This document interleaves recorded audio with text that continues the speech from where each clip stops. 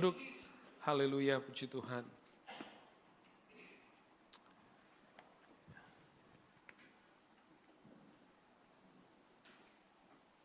Puji Tuhan. Selamat tahun baru semuanya, halo. Selamat tahun baru, mana senyum selamat tahun barunya? Kita perlu itu saudara ya, puji Tuhan. Ya, sebab sesuatu yang baru harus diterima dengan semangat yang baru gitu ya. Jadi hidup kita di tahun yang baru itu, di tahun baru ini kita harus benar-benar mengawali dengan mengawali dengan kualitas yang terbaik ya, kualitas yang terbaik di hidup kita. Di ibadah perpisahan tahun kemarin kita sudah bicara tentang memiliki kantong yang baru ya, memiliki kantong yang baru supaya kita layak untuk menikmati apa yang hendak Tuhan taruh di hidup kita. Puji Tuhan, haleluya. Ya, 52 minggu dan 1 minggu udah kita jalani hari ini. Ya, ntar lagi kita sudah merayakan Natal lagi, puji Tuhan. Ya, ya, sebab waktu itu begitu cepat, saudara. Oke, mari saudara kita akan coba melihat apa yang Tuhan mau kita lihat sama-sama hari ini. Saya coba mengambil kalau kita mau bilang judul tema, saya ambil dari ayat tema kita. Tapi saya coba mencatat, lupakan yang di belakang dan arahkan pada apa yang ada di hadapan kita. Amin. Puji Tuhan ya, itu yang penting. Mari kita awali dengan pembacaan Alkitab kita di dalam Ibrani pasal yang ke-12, ayat yang pertama dan ayat yang kedua. Ibrani pasal yang ke-12, ayat yang pertama dan ayat yang kedua. Haleluya. Karena kita mempunyai banyak saksi bagikan awan yang mengelilingi kita. Marilah kita menanggalkan semua beban dan dosa yang begitu merintangi kita. Dan berlomba dengan tekun dalam perlombaan yang diwajibkan bagi kita. Marilah kita melakukannya dengan mata yang tertuju kepada Yesus. Saya highlight bagian ini. Yang memimpin kita dalam iman dan yang membawa iman kita itu kepada kesempurnaan.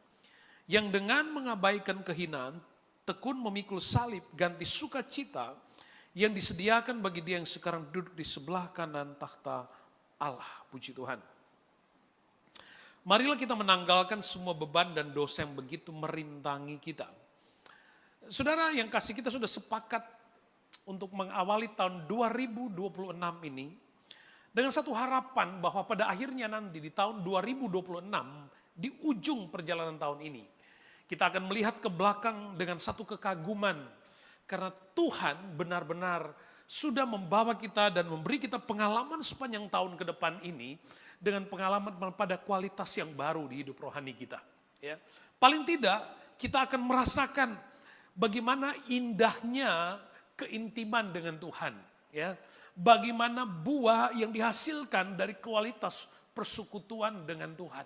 Nah, jika tahun yang baru ini kita sebut sebagai sebuah perjalanan, maka sungguh benar bahwa ini adalah sebuah perjalanan iman. Sebuah perjalanan iman. Dan Tuhan punya tujuan, Tuhan punya rancangan, Tuhan punya rencana untuk hidup kita. Ya. Dan kalau kita mengerti bahwa tujuan hidup kita ini adalah rancangan terbaik dari Tuhan, maka selalu saya katakan bahwa selalu ada keadaan sebaliknya yang tidak menginginkan kita sampai di tujuan itu. Ya. Tuhan punya rancangan terbaik. Tapi selalu ada keadaan, ada situasi apapun modelnya yang mau menghalangi atau merintangi kita untuk mencapai tujuan itu. Nah, saya mau katakan bahwa 2025 kita punya kenangan, kita punya prestasi, kita punya berkat, kita punya persoalan. Apapun pengalaman di 2025, saya katakan kepada saudara, jangan sampai bahwa pengalaman itu kemudian menghalangi kita untuk kita boleh atau bisa bergerak dengan leluasa di tahun 2026. Ya.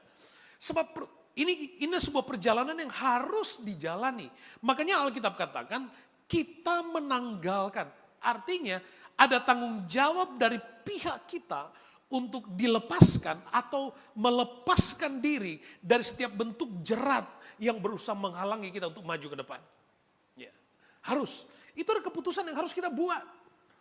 Sekalipun memang roh ini penurut tapi daging lemah. Tapi itulah perjuangan.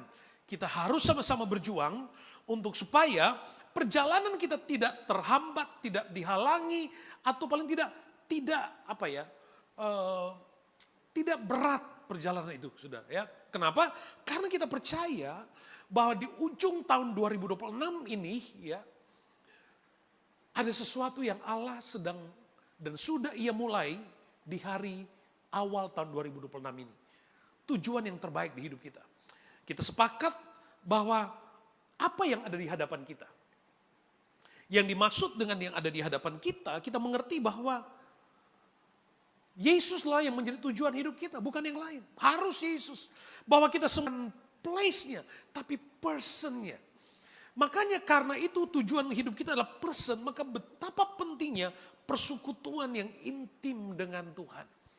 Dan ketika kita bicara persekutuan intim dengan Tuhan, maka tidak ada yang lebih menarik, yang harus lebih menarik di mimpi kita 2026 ini selain Yesus. Selain Yesus. Hanya dan hanya Yesus. Perhatikan. Nah, untuk kita dapat dilepaskan atau terkondisikan dengan bebas dari rintangan-rintangan itu, syaratnya satu, Alkitab katakan di ayat yang kedua. Karena itu marilah kita melakukannya bukan atas dasar kekuatan kita. Marilah kita melakukannya bukan atas dasar kapasitas yang melekat di diri kita. Bukan atas dasar kemampuan manajerial kita. Bukan. Tapi Alkitab katakan marilah kita melakukannya dengan mata yang tertuju kepada Yesus. Haleluya. Marilah kita melakukannya dengan mata yang tertuju kepada Yesus. Demikian powerfulnya daya tarik dari nama itu, dari pribadi itu. Sehingga pilihan terbaik dari hidup kita ini adalah berjalan atau mengarahkan pandangan hidup kita hanya kepada Yesus. Kenapa ini menjadi penting? Sebab saudara dikatakan tertuju kepada Yesus yang memimpin kita dalam iman. Perjalanan ini adalah perjalanan iman, peperangan, perjuangan iman. Kita tidak mungkin hanya memilih iman kemudian mengabaikan Yesus. Alkitab sendiri mengajarkan kepada kita bahwa iman harus diaktifkan. Sebab iman tanpa perbuatan itu tidak ada hasilnya. Jadi iman tidak sekedar mewarnai identitas kekristenan kita. Dia orang percaya, tidak. Tapi iman harus dihidupkan. Sebab Alkitab katakan tanpa perbuatan iman itu gak ada artinya. Nah, iman juga berdasarkan firman Allah. Iman hanya bisa bertumbuh melalui kita mendengar firman Allah. Melalui kita mendengar firman Allah. Nah, pokok iman bagi orang Kristen adalah iman yang benar. Apa itu iman yang benar? Identitas? Bukan. Iman yang benar adalah kita percaya dan mengakui bahwa Dia, Yesus sebagai Tuhan dan Juru Selamat pribadi kita, Dia sudah mati di kayu salib, menebus dosa kita. Dia bangkit kembali, hidup. Demikianlah kita memperoleh keselamatan. Jadi iman kita adalah iman yang tertuju kepada Yesus, bukan iman yang lain. Bukan iman kepada confidence-nya kita, bukan beriman kepada pribadinya. Sebab Alkitab katakan jelas sekali melakukannya dengan mata yang tertuju kepada Yesus yang memimpin kita dalam iman. Jadi iman itu harus sepenuhnya melibatkan Yesus. Harus ada Yesus. Perjalanan iman tanpa Yesus adalah perjalanan yang sia-sia. Harus ada Yesus. Bahkan dikatakan di situ, Yesus yang memimpin kita dalam iman dan yang membawa iman kita itu kepada kesempurnaan. Membawa iman kita kepada kesempurnaan. Ini yang luar biasa. Sehingga 2026, saudara, dengan segala visi yang kita bangun, dan nomor satunya adalah Yesus sebagai daya tarik utama, sebagai tujuan utama, maka baru boleh kita mengurai hal-hal tujuan hidup kita yang lain. Tapi untuk semua itu, jika itu disebut adalah sebuah usaha iman kita, maka Yesus harus hidup di setiap usaha, di setiap langkah, di setiap perjalanan hidup kita. Harus ada Yesus di situ. Sebagus apapun rencana kita, sebagus apapun visi kita. Sekali lagi, harus ada Yesus. Kenapa? Sebab hanya Dialah yang dapat memimpin perjalanan iman kita kepada iman yang sempurna. Kepada iman yang sempurna. Kepada iman yang sempurna. Nah, mari kita bertanya kepada diri kita, apa kalau begitu? Apa yang harus kita lakukan agar tidak ada rintangan? Kita harus buat keputusan yang berkualitas. Apa yang harus kita lakukan? Apa harapan kita? Sebab mengawali tahun baru itu bukan sekedar euforia sesaat menikmati tahun yang baru dan kegembiraan lainnya. Tapi tahun yang baru adalah kita kembali dihidupkan kepada sebuah kesadaran yang maksimal untuk sadar, iya, saya sedang berjalan di tahun yang baru. Saya sedang menikmati perjalanan yang baru. Saya sudah mengambil keputusan untuk melupakan tahun 2025. Dan melupakan ini bukan sekedar kita mengabaikannya secara kalender, sudah lalu, tahun yang lalu. Tapi kita tidak boleh mengizinkan yang lalu itu merintangi kita untuk maju ke depan. Dan ada hal-hal mungkin yang terlalu keras dan berat. Yang daging kita nggak bisa kita lawan. Tapi dengar baik saudara, waktu kita belajar mengarahkan pandangan kita kepada Kristus. Kita meletakkan hati kita kepada Kristus. Meletakkan iman kita sepenuhnya kepada Kristus. Ingat, Dia yang memimpin. Dia yang memimpin, bukan kita lagi. Dia yang memimpin iman kita kepada kesempurnaan. Nah, saya percaya bagi sebagai orang Kristen, walaupun secara sederhana, kita sudah cukup punya wawasan untuk bisa memutuskan dalam diri kita, saya harus bagaimana ya? Apa yang harus saya buat? Ya. Keputusan apa yang harus saya buat untuk saya bisa menjalani tahun baru ini, tahun 2026 ini dengan baik. Apa yang harus saya buat? Nah, beranilah membuat keputusan penting dalam hidup kita dengan dasar iman. Dan saya selalu katakan begini, kalau atas dasar tindakan iman dan melakukan kebenaran firman Tuhan, kita melakukan sesuatu atau katakanlah melakukan sebuah keputusan dalam perjalanan iman, lalu kemudian dia memiliki konsekuensi, maka Allah bertanggung jawab. Oke, sekali lagi, jika atas dasar iman dan tindakan yang didasarkan kepada kebenaran firman Allah, kita melakukan aktivitas atau melakukan sebuah perjalanan, lalu kemudian ada konsekuensi, tapi Allah yang bertanggung jawab untuk itu semua. Kenapa? Karena kita jalan dengan Tuhan. Amin. Haleluya. Kita jalan dengan, itulah keindahan di dalam Tuhan. Nah, tema pelayanan kita di tahun 2026, tema pelayanan 2026, Filipi 3 ayat yang ke-13. Ya. Kita baca sama-sama, oke? Ya, baca sama-sama. Filipi 3 ayat 13 bagian B. 1, 2, 3. Tetapi ini yang kulakukan. Aku melupakan, amin. Dan, haleluya, puji Tuhan. Satu kali lagi, ayo sama-sama. 1, 2, 3. Tetapi ini yang kulakukan. Aku melupakan apa yang telah di belakangku. Dan mengarahkan diri kepada apa yang ada di hadapanku. Hanya orang yang bodoh yang tidak mau move on. Ya. Tinggalkan. Lupakan. Ya. Hal-hal yang ada di belakang kita dan arahkan diri kita kepada apa yang ada di hadapan kita. Apa yang ada di hadapan kita? Kita udah sepakat di ibadah tutup tahun kemarin. Yang dimaksud dengan apa yang ada di hadapan kita tujuannya jelas. Yesus adalah tujuan hidup kita. Haleluya. Yesus tujuan hidup kita. Harus Yesus. Ya. Dan konteks perjalanan hidup kita sama seperti orang Israel. Tuhan bawa keluar dari Mesir menjanjikan sebuah tanah perjanjian. Tanah Kanaan. Di tanah Kanaan Alkitab sudah menjamin di sana. Ada kelimpahan susu, madu, lemak, dan anggur. Jadi Allah menyediakan di tempat tujuan Tuhan itu ada anggur manis di sana. Ya. Dan anggur manis atau anggur yang tersedia adalah anggur yang siap dicurahkan. Anggur ini bicara tentang berkat Tuhan, bicara tentang kesukacitaan. Dan kita juga sudah melihat bahwa anggur secara spesifik juga bicara tentang bagaimana membangun satu keintiman dengan Tuhan. Ya, membangun keintiman dengan Tuhan. Kenapa? Sebab di dalam Yohanes pasal yang ke-15 ayat yang ke-5, Yohanes 15 ayat 5 katakan, akulah pokok anggur dan kamulah ranting-rantingnya. Di ayat yang lain katakan, akulah pokok anggur yang benar. Akulah pokok anggur dan kamulah ranting-rantingnya.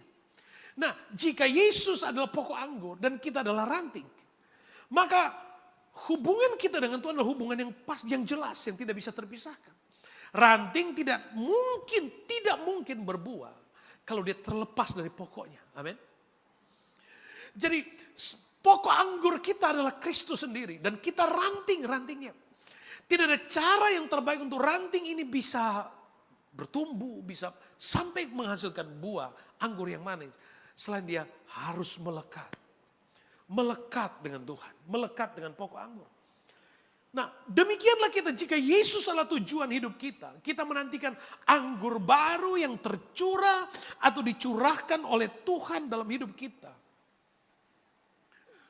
Marilah kita menyadari, mengerti bahwa betapa pentingnya memiliki persekutuan, memiliki keintiman dengan Tuhan. Orang Kristen yang hidup di luar Tuhan gak bisa apa-apa. Benar apa yang Alkitab katakan. Yesus katakan, aku pokok anggur, kamu ranting-rantingnya. Barang siapa tinggal di dalam aku, ia berbuah banyak. Jadi jelas jaminannya. Kalau tujuan hidup kita adalah Yesus, dan hubungannya adalah seperti pokok dan ranting, maka ada kehidupan. Tapi sebaliknya, jika barang siapa tinggal di dalam aku, ia berbuah banyak. Sebab di luar aku kamu tidak dapat berbuat apa-apa. Ya. Di luar aku kamu tidak dapat berbuat apa-apa. Kita boleh punya mimpi mengakhiri tahun 2026. Tapi kita nggak pernah tahu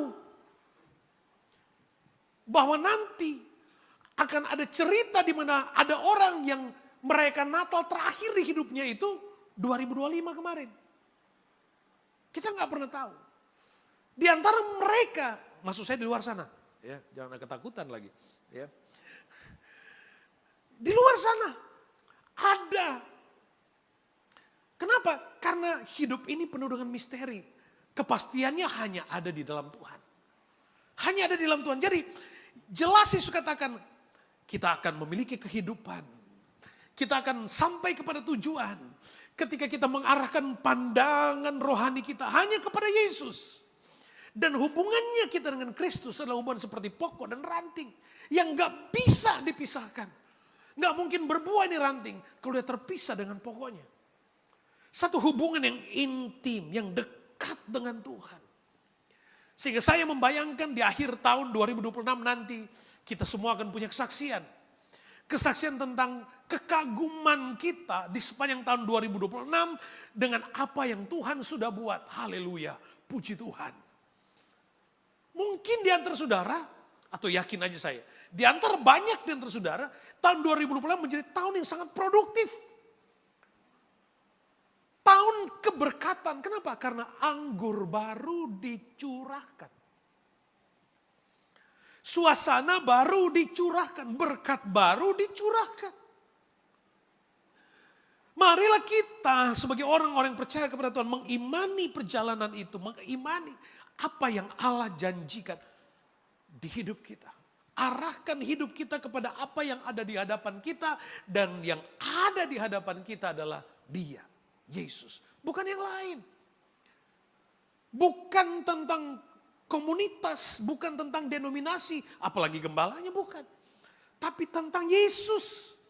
Yesus harus menjadi daya tarik terutama di gereja ini, bukan yang lain. Bukan. Kita ini cuma ranting. Ranting yang terikat kepada Tuhan. Yang terikat kepada Tuhan. Dan Rasul Paulus menyatakan di dalam ayat 14 Filipi pasal 3, kalau saudara baca terus di dalam ayat tema kita di sana dikatakan, dan berlambat-lambat kepada tujuan untuk memperoleh hadiah. Benar bacaannya saudara? Alkitab mengatakan, Paulus berkata, dan berlari kepada tujuan untuk memperoleh hadiah, itu panggilan sorgawi dari Allah dalam Kristus Yesus. Tuhan, kalau kita masih belum sampai kepada satu pemahaman bahwa Yesus adalah segalanya dibandingkan dengan semua yang ada di hidup kita, maka kita belum sampai kepada definisi kekristenan yang benar. Kalau daya tarik utama di dalam yang terbangun dalam hidup kita masih hal-hal yang sifatnya sangat lahiriah, sangat duniawi, kekristenan kita masih sangat muda, masih belum dewasa. Tujuan hidup perjalanan iman kita harus Yesus. Saya membayangkan bagaimana Paulus sampai kepada pemahaman yang seperti ini dengan menyatakan dengan berani sebagai satu sikap iman. Aku berlari kepada tujuan, dan di ayat sebelumnya aku melupakan yang di belakangku. Bahkan di ayat yang ke-12 dan sebelumnya dikatakan bahwa dulu yang aku anggap kebanggaan, dulu yang aku anggap kekayaan, aku anggap keberhasilan, dibandingkan dengan apa yang ada di hadapanku, aku anggap itu sampah. Luar biasa banget. Luar biasa banget saudara. Pernyataan itu berani sekali. Tapi itulah dimensi dari kedewasaan rohani seseorang. Ketika seorang mendapati keintiman dengan Tuhan yang kuat banget, maka tidak ada yang lebih bervalue, bernilai dibandingkan dengan pribadi Yesus. Gak ada. Makanya dia berani berkata, aku berlari untuk memperoleh hadiah. Aku berlari kepada apa yang ada di hadapanku. Aku berlari kepada tujuan itu, sebab tujuan itu adalah panggilan sorgawi untuk aku. Panggilan.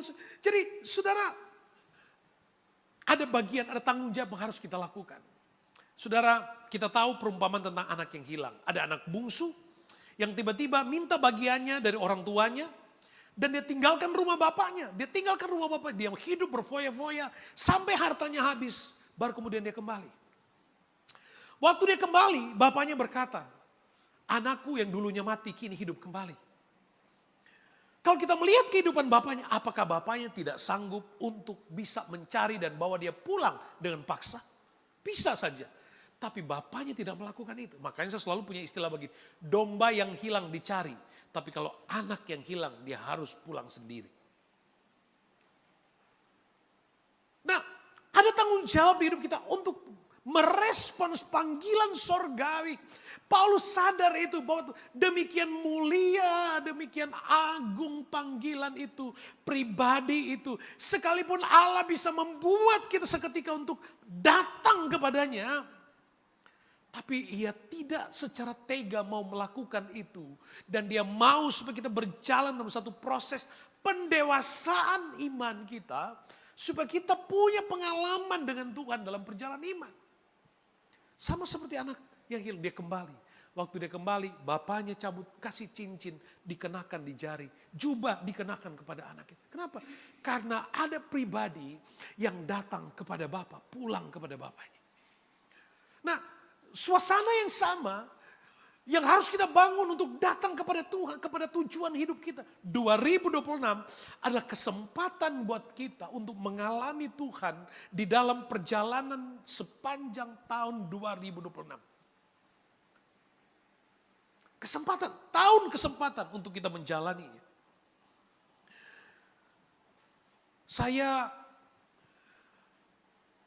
membayangkan kita semua di tahun 2026 dengan segala aktivitas yang tersedia yang akan kita lakukan. Ukuran-ukuran kita masih dalam ukuran-ukuran rasional yang kita bisa bayangkan. Tapi ingat, saya sudah katakan di awal tadi. Satu, ada usaha yang akan menghalangi, ada usaha yang berusaha menghentikan. Tapi di sisi yang lain, ada janji yang pasti. Ada janji yang pasti. Jadi, apapun pengalaman di 2025, baik, manis, dan semuanya kita bisa label. Tapi harapan yang Allah sediakan di 2026 itu jauh lebih bagus. Kenapa? Itu yang saya katakan doa tadi. Sebab Tuhan selalu menyediakan sesuatu yang baru. Sesuatu yang baru. Jadi dengan semangat kita boleh berkata 2026 itu greater than 2026. 2025 maksud saya. 2026 greater than 2025. Kenapa? Karena di tujuan Tuhan di 2026 ini buat hidup kita adalah pribadinya. Mendapati persekutuan yang intim sebab dia sudah mengawali. Di luar aku kamu tidak dapat berbuat apa-apa. Tinggallah di dalam aku maka kamu dapat berbuah banyak. Jadi tidak ada cara lain bagi kita selain kita maintain hubungan kita dengan Tuhan. Bagaimana caranya? Apa yang harus kita lakukan? Keputusan berkualitas apa yang harus kita buat? Tambahkan dong pada kualitas-kualitas hidup kita. Apa yang terbaik?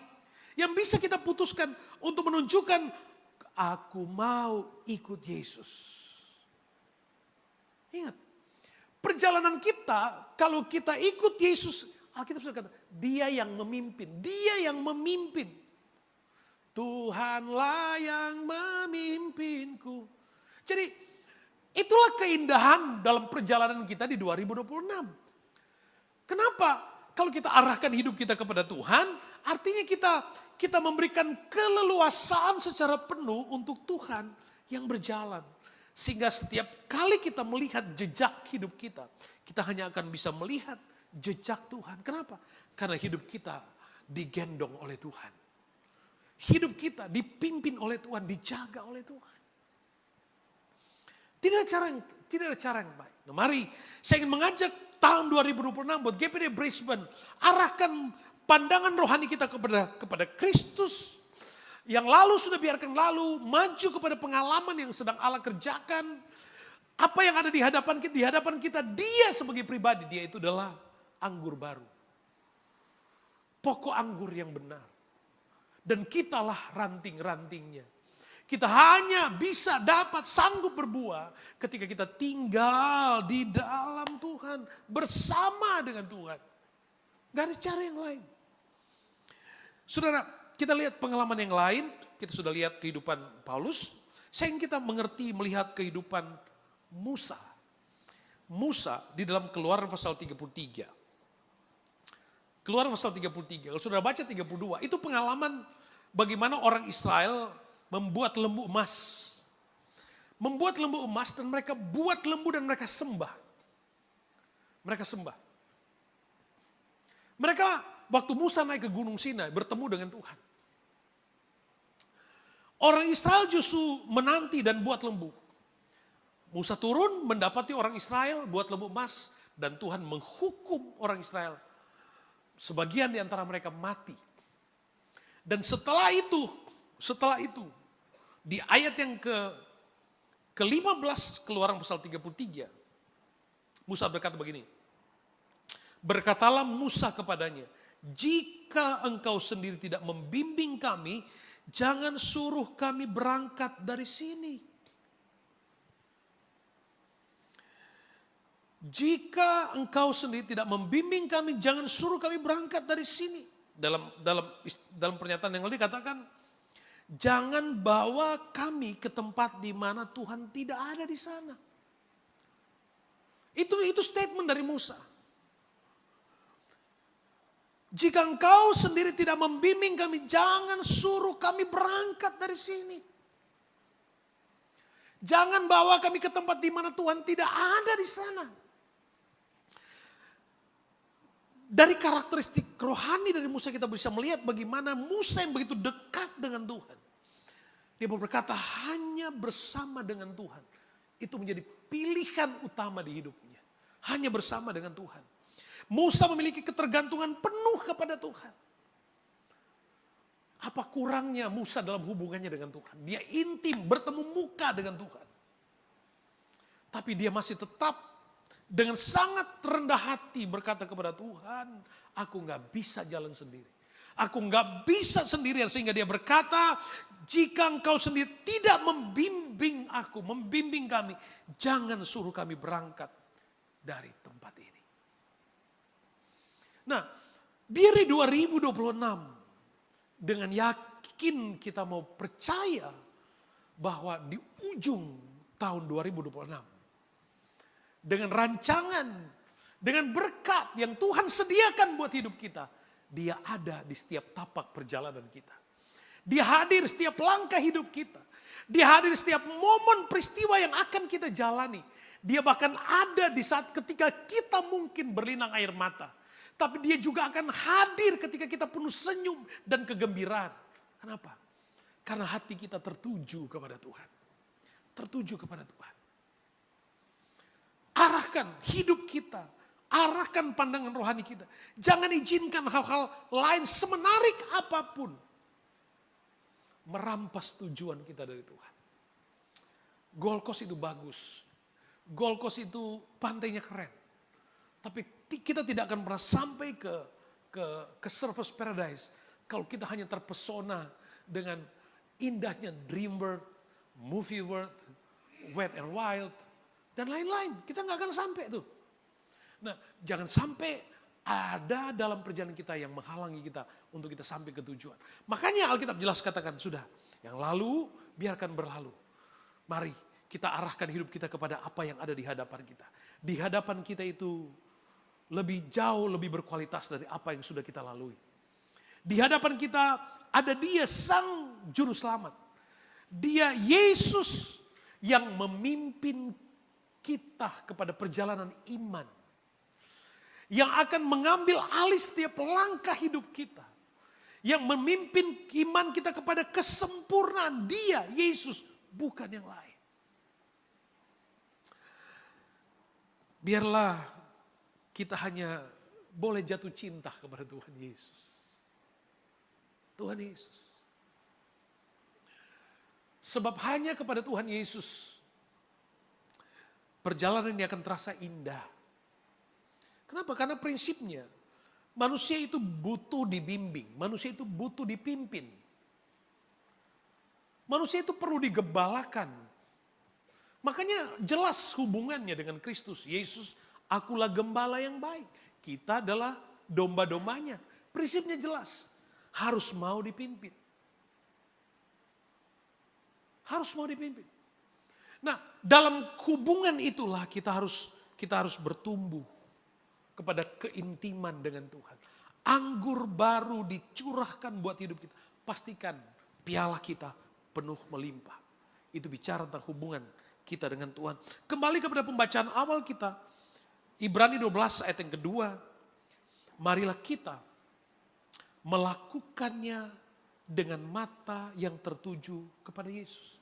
Kita nggak bisa berkata, yang penting kan hati saya. Tapi kita berfokus kepada hal yang lain. Marilah kita melakukan dengan mata yang tertuju kepada Yesus. Yang memimpin kita dalam iman dan yang membawa iman kita itu kepada kesempurnaan. Gak ada pilihan lain. Gak ada pilihan lain. Jalan dengan Yesus. Berilah diri kita dibimbing oleh Tuhan. Kepada Tuhan tujuan hidup kita. Tuhan Yesus memberkati kita semua. Selamat tahun baru, selamat melakukan perjalanan panjang di tahun 2026. Selamat menikmati sensasi-sensasi baru di 2026. Kita sedang memulainya, bukan nanti. Kita sedang memulai perjalanan itu.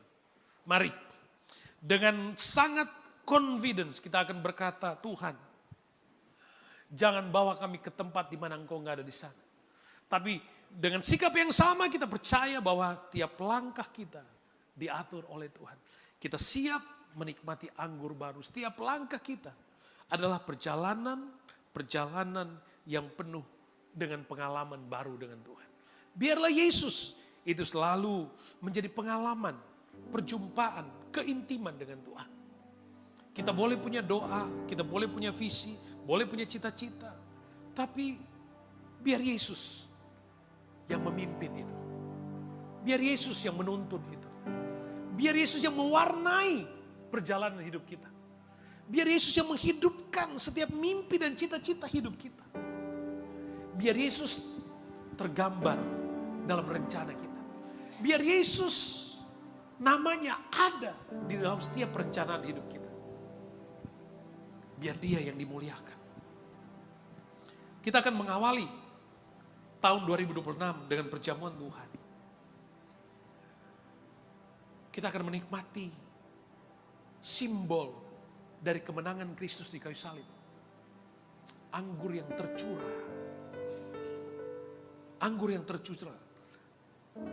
Saudara yang kasih dalam Tuhan, saja kita bangkit berdiri bersama. Sambil kita mempersiapkan hati kita.